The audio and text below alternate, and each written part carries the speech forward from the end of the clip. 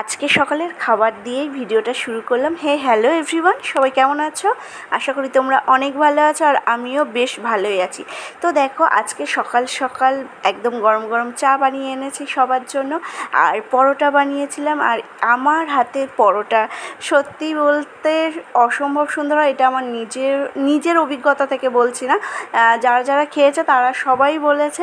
আমি একটু আটাটা মাখার সময় যখনই মাখি গরম জল দিয়ে মাখি, আর গরম জলের সাথে চিনি গুলে নিয়ে সেইটা দিয়ে মাখি। বেশিরভাগই চেষ্টা করি ভালো করে ময়াম দিয়ে তারপরে মাখার। লবণ, সাদা তেলের পরিবর্তে আজকে ঘি দিয়ে ময়াম দিয়েছিলাম। ঘি দিয়ে ভালো করে শুধু আটাটা মাখিয়ে তারপরে ওই চিনি গরম জলটা দিয়ে আটাটা মাখিয়ে অনেকক্ষণ রেস্টে রেখেছিলাম, তারপর পরোটাগুলো বানিয়েছিলাম। তো পরোটা, সাদা আলুর তরকারি ছিল, আর ছিল চা বিস্কুট। এটাই সবাই মিলে খাওয়া দাওয়া করেছি আজকে। আমি একটা পরোটা খেয়েছিলাম যেহেতু ঘি দিয়ে ভাজা ছিল, আর আমার যে পরোটাটা আমি যেটা খেয়েছি সেটা একদমই অল্প ঘিয়ে ভেজেছিলাম। সকালের এক ঝুল কাজ করে এসে বসলাম। সকালের ব্রেকফাস্টটা আমি বানিয়েছিলাম, চাটা বানিয়েছিলাম, আর সকালে যা যা কাজ হয় বাসি কাজকর্ম, ঘর ঝাড় দেওয়া, ঘর মোছা, পুজোটা আমি দেইনি, বাবা দিয়েছিল। আর ছাদের উপরে জামা প্যান্ট মেলা, এগুলো সব আমি করেছি।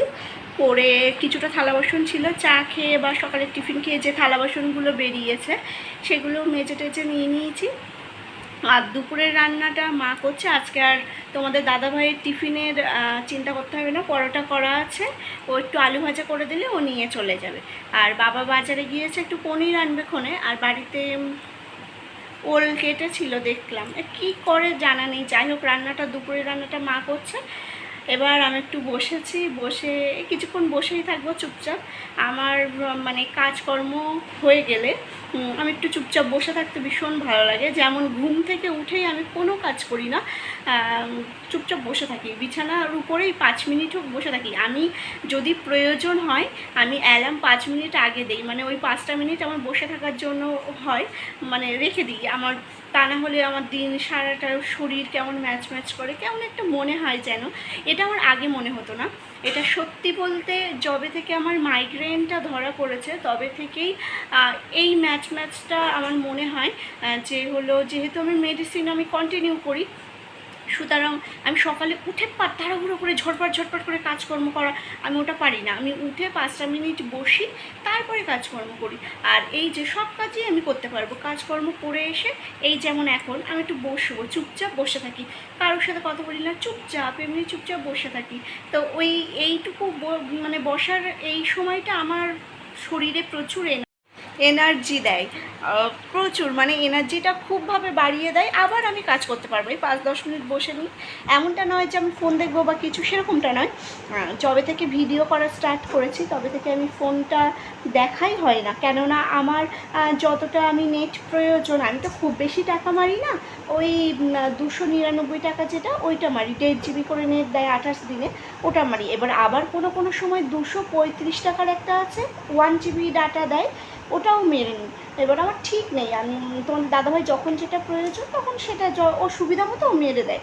সুতরাং আমি নেট ফেসবুকে ছোটোখাটো ভিডিও হলেও একটা ফেসবুকে ভিডিও ছাড়তে হয়, তারপরে ইউটিউবে একটা 4 মিনিট হোক, 5 মিনিট হোক, 10 মিনিট, 12 মিনিট, যাই হোক একটা ভিডিও ইউটিউবে পোস্ট করতে হয়।